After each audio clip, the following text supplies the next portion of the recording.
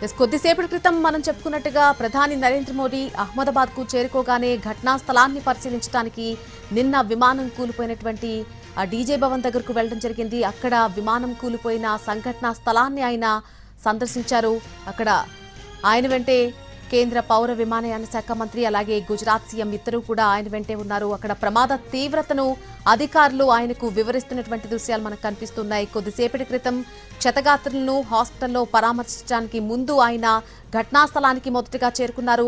అక్కడ అసలు ప్రమాద తీవ్రత ఎంతవరకు జరిగింది, ప్రమాదం ఏ విధంగా జరిగింది, ఆ ఘటనా స్థలాన్ని కూడా అక్కడ సందర్శించడం జరిగింది. అక్కడ అధికారులను అడిగి పూర్తి వివరాలను ఈ ప్రమాదానికి సంబంధించి ప్రధాని నరేంద్ర మోడీ అడిగి తెలుసుకున్నారు. అలాగే దాని తర్వాత అక్కడి నుంచి క్షతగాత్రులు ఎవరైతే ఉన్నారో హాస్పిటల్లో చికిత్స తీసుకుంటున్నారో వారిని పరామర్శించడానికి వెళ్లారు.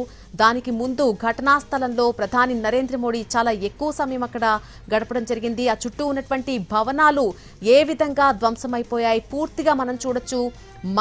మసిబారిపోయినటువంటి దృశ్యాలు కనిపిస్తున్నాయి. ఎక్కడా కూడా ఏ రకమైనటువంటి రంగు కనిపించట్లేదు. కేవలం నలుపు రంగు పులుముకున్నటువంటి ఆ భవనాల తీరు చూస్తే ఎంత పెద్ద ప్రమాదం ఆ సమయంలో నిన్న సంభవించింది, అక్కడ ఎంత పెద్ద ప్రమాదం, అది ఎంత తీవ్రంగా ఆ ప్రమాదం జరిగింది అనేది మనం అంచనా వేయొచ్చు.